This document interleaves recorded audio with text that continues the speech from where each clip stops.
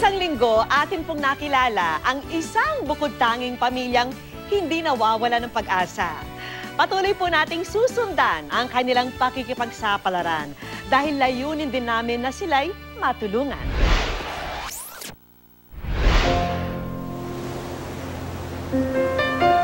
Masipag, mapagmahal sa pamilya, may dedikasyon sa trabaho at may pananaw na positibo.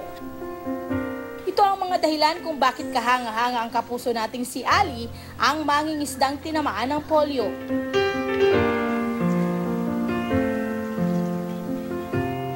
Sa kabila ng kanyang pagkukulang, sinisikap pa rin niyang itaguyod ang pamilya na kinabibilangan ng kanyang asawang si Connie at anak na si Clarice.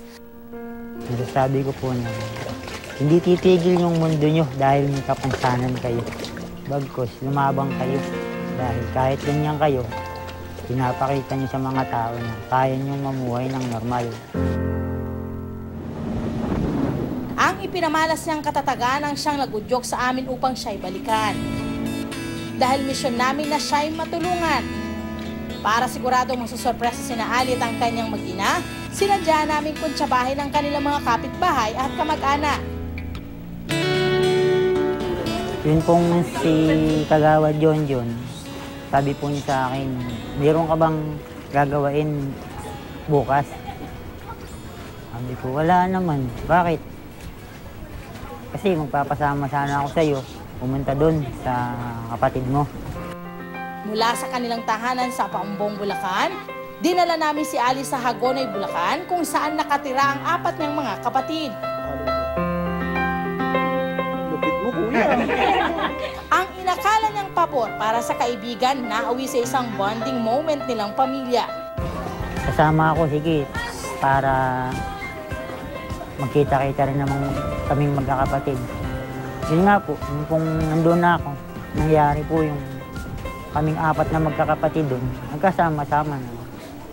Ali, habang nilulubos mo ang bonding time kasama ang iyong mga kapatid, nilulubos din namin ang oras para ang regalo namin sa iyo ay maitawid. Maraming salamat sa tulong ng mga kapitbahay ni Ali. Wika nila, sinusuklian lang nila ang kabaitang ipinapakita ni Ali sa kanila. Pre, alalay, tulong kayo, pre. Tulong. Bila, sa kabila. Ilan sa aming mga dala ang school supplies na siguradong magagamit ni Clarice.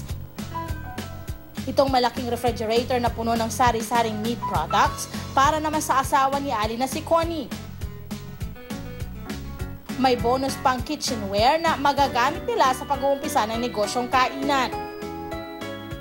Isa pang sorpresa ang naghihintay, ang bagong mukha at makina ng lumang bangka ni Ali.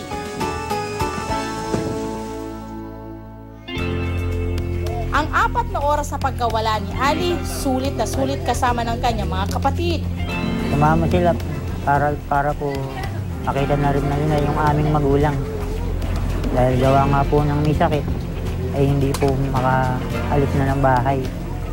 Hinihintay na lang po yung pagdalaw-dalaw ng mga kapatid ko. Kaya po, siya pa po yun na nagpasaya sa akin dahil makikita ng mga magulang ko yung mga kapatid ko na pinuntahan siya na kumpleto. At bago sila tuluyang bumalik sa isla, abala na ang Good News team sa Budol Fight na pananghali ang kanilang pagsasaluhan. Maya-maya pa'y nagkita-kita na ang mag-anak. Nagmistulang isang reunion ang kainan. Pero hindi lang yan ang aming sorpresa para sa iyo, Ali. Pagpasok po namin ng bahay, nakita ko po napakarami pong kabuhayan na nakita namin mag-anak doon. Hindi po makapaniwala na bakit napakarami namang nanditong kabuhayan ngayon. Ang mag-asawa tila natulala at hindi na nakapagsalita dahil sa gulat. Kasi nabigla ako. Ganun yung nadatna namin. Oo po, masaya po. Kita nyo naman sa akin dati.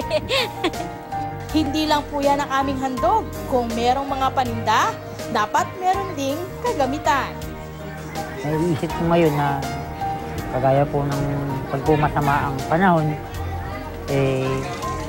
meron na po kaming ibang hanap buhay na gagawain para mabuhay po kaming tatlong mag-anak. Siyempre, hindi rin namin nalimutan ang anak nilang si Clarice. Dahil importante ang edukasyon, narito ang aming handog sa iyo, Clarice. Masaya po. Kasi walaking tulong itong mga yun eh. Para sa aming tatlo po. Yun. Kaya ako naiiyak. Kasi dati problema ka pa kung saan ka kukuha. Pero hindi pa riyan nagtatapos ang aming handog. Hindi kami maaaring umalis nang hindi natutulungan si Ali sa kanyang hanap buhay. Tila na mukha na agad ni Ali ang kanyang bangka matapos namin itong ipagawa. Yung pong nakapangalan dun, Ali Concepcion po. Pagkalabas ko po, ayun po, unang-una po, nakita ko na po agad yung pangalan ko. Kaya po, sabi ko na, akin yung bangka na to. Kasi po, sa pangalan ko yung nakalagay dito. Pero bukod sa pagbabagong anyo ng kanyang bangka, mas ikinatuwa ni Ali ang kanyang bagong makina. Siya yung katuwang ko sa paghahanap buhay. Para po maitaguyod ko yung pamilya ko na makapaghanap buhay ng maayos para sa asawa at sa anak ko. Salamat, Ali, sa pagbabahagi ng iyong kwento na nagbibigay inspirasyon sa ating mga kapuso. Ako po ay nagpapasalamat sa Good News dahil binigay niyo pong tulong sa akin sa aking pamilya. Maraming salamat po.